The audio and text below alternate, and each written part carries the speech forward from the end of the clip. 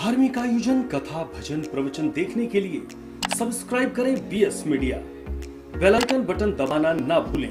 ब्राह्मणों ने कहा, बाबा चिंता मत करो, हमारे हृदय से आशीर्वाद निकला है तो हृदय में विराजे भगवान निश्चित ही पूरा करेंगे।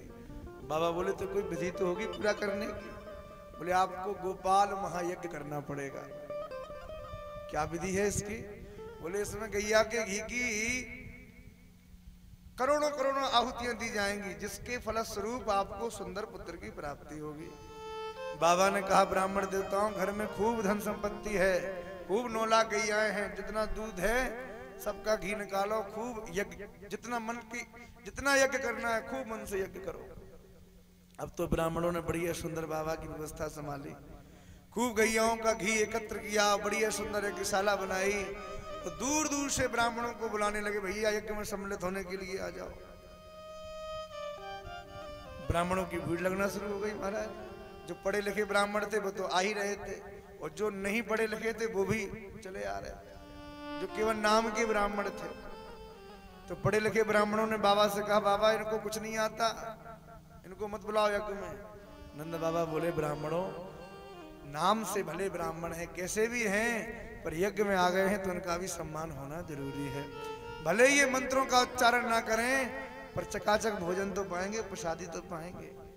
बोले, ये तो हो सकता है, प्रसादी पा सकते हैं। अब तो नंद बाबा के यहाँ बढ़िया दूध होता, सुंदर रबड़ी घुटती महाराज, और ब्राह्मणों के सामने रबड़ी के कटोरा पधरा दिए जाते, और ब्राह्मण भर भर कटोरा रबड़ी पीते, और दोनों हाथ उठा के आशीर्वाद देते, बाबा तुम्हारी निश्चित ही सुंदर से छोरा की प्राप्ति होगी। खूब आशीर्वाद देते। 13 करोड़ गोपाल मंत्र की जब आहुतियां दी गई उस यज्ञ में, यज्ञ कुंड में, तो उस यज्ञ कुंड से एक दिव्य प्रकाश पुंज प्रकट हुआ, जो देखते देखते बाबा के अंदर प्रवेश कर गया।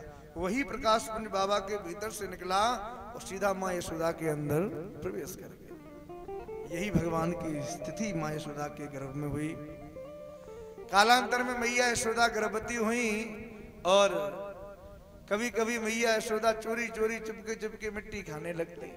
तो यशोदा मैया की सखी सहेली कहती है, अरे मैया यशोदा, हमको तो ऐसा लगे कि तुम्हारे जो लाला होएगो वो मिट्टी खावे बारो होएगो, निश्चित ही मिट्टी खाएगा। कभी कभी मैया यशोदा चोरी चोरी माखन खाने लगती। तो मैया यशोदा की सखी सहेली कहती, मैया तुम्हारे जो लाला होगा ना, वो निश्चित ही माखन चोर होगा, चोरी करने वाला होगा।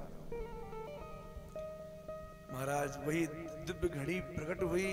भादों का महीना आया, अष्टमी तिथि आई, बुधवार का दिन आया, और गर्गाचार्य जी ने पहले बता दिया था कि इस दिन ही नंद बाबा तुम्हारे यहाँ रात्रि के ठीक 12 बजे लाला की प्राप्ति होगी।